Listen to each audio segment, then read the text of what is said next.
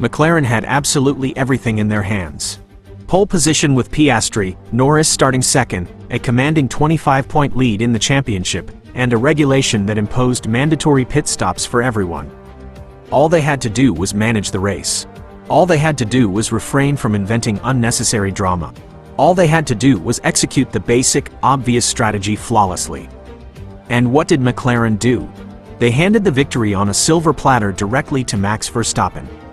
Now, what appeared to be a practically guaranteed championship title has tragically turned into a nail-biting, decisive fight that will go down to the very last race. How was this catastrophic collapse possible? Come with me, because this story is truly spine-chilling. Let us rewind a few hours before the start. The Lusail International Circuit in Qatar was hosting the grid for the penultimate stage of the 2025 season. McLaren arrived as the absolute favorite. Oscar Piastri secured pole position with an impeccable, blindingly fast lap. Lando Norris was right behind him in second, and Max Verstappen, the four-time world champion, would start a dangerous third. The math was simple, the goal clear. Norris only needed to keep Verstappen behind him to arrive in Abu Dhabi with a practically insurmountable advantage. When you possess the two fastest cars on the grid starting on the front row, that should be a simple task. It should have been. The International Automobile Federation, FIA, had issued a severe warning before the weekend about excessive tire wear and the damaging effects of the curbs.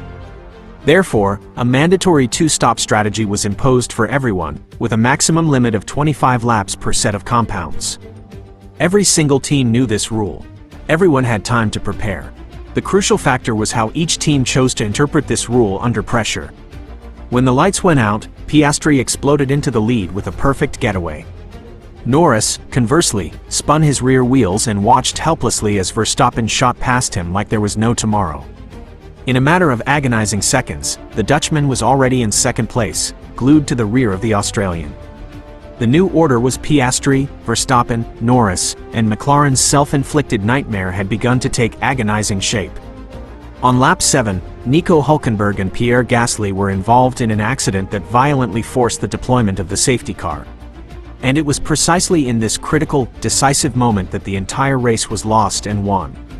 Verstappen immediately dived into the pits, as did Mercedes, who executed a flawless double stack for George Russell and Andrea Kimi Antonelli. Red Bull took full advantage of the neutralization to execute the Dutchman's first required stop, bolting on fresh tires and instantly resetting the wear counter. And McLaren? McLaren stayed out on the track. Piastri and Norris did not pit.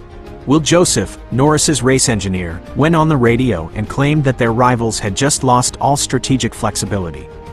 McLaren's cold reading of the situation was that by pitting so early, Verstappen would be hostage to having to stop again prematurely on lap 32, while the orange cars could manage their pace and pit much later. The theory, on paper, made sense. The problem is that the cold reality told a completely different story. On the restart, Piastri immediately pulled away again, opening a 1-second gap before the lap was even completed. Verstappen, now running on older tires than the McLaren's, simply managed his pace and let the difference grow. He knew he did not need to push. He knew the mathematics of the race were now firmly on his side.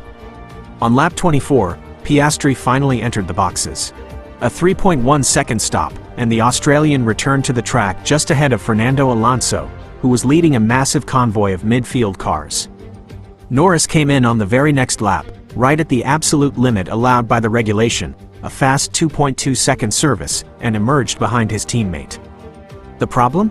They both still needed to make one more mandatory stop, and so did Verstappen. The crucial difference was that the Dutchman pitted flawlessly on lap 32, exactly as planned, and returned to the track with a massive 17-second lead over the second-place car. McLaren now had to run a terrifying race against the clock.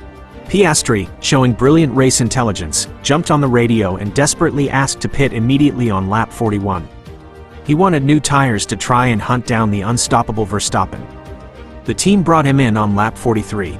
The Australian returned to the track with fresh hard tires, but a hopeless 15 seconds behind the leader. Norris entered one lap later, and the result was utterly devastating. The British driver emerged from the pits not only behind Piastri but also humiliatingly behind Carlos Sainz and Andrea Kimi Antonelli. The pilot who was leading the championship by 25 points before the race was now mired in 5th place, inexplicably stuck behind a Mercedes rookie, completely unable to pass him. The frustration was palpable, suffocating. The McLaren radio went silent. Verstappen crossed the finish line a comfortable 11 seconds ahead of Piastri.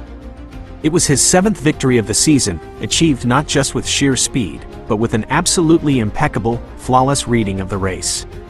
The Dutchman ruthlessly exploited every single opportunity McLaren offered him. Now, let us talk about what truly happened, because there is no way to sugarcoat this failure. McLaren erred. They erred massively. And the most frustrating part is that the error was not due to a lack of pace or mechanical problems. It was purely, devastatingly strategic. When the safety car entered on lap 7, Andrea Stella's team had a clear, binary choice: pit alongside Verstappen and equalize the tire conditions, or stay out and gamble on an alternative strategy.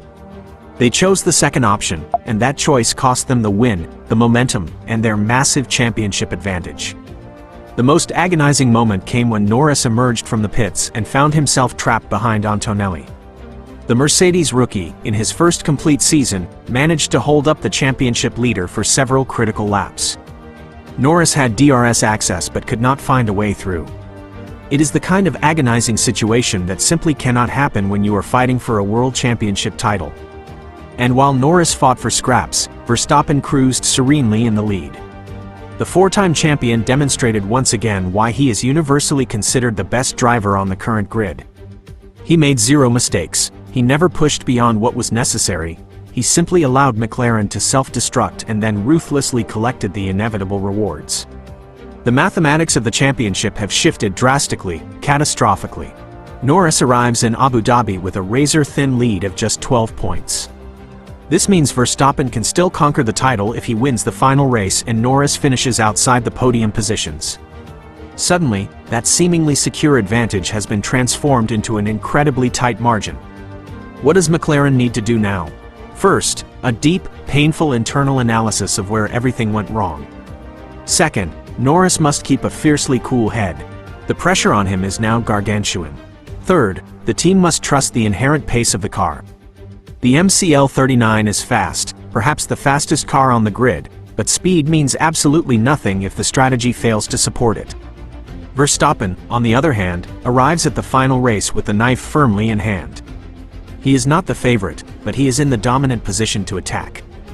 And if there is one thing Max knows how to do, it is attack when the opportunity presents itself. What we witnessed in Qatar was a brutal lesson in how not to manage a winning advantage. McLaren had absolute control and let it slip away. Verstappen had everything against him and transformed it into everything in his favor. This is precisely why Formula One continues to be the most unpredictable, thrilling sport in the world. Abu Dhabi will decide it all. 12 points separate Norris from Verstappen. One mistake, one bad start, one mechanical problem. Any single thing can change the destiny of the championship. The lingering question remains: has McLaren truly learned from the devastating errors in Qatar, or will we witness Max Verstappen capitalizing on the failures of others once again? If you have stayed with us until this final thought, please hit the like button, subscribe to the channel, and activate the bell so you don't miss our complete coverage of the championship decision. The final race promises to be historic, and you will not want to be left out. We will see you in Abu Dhabi.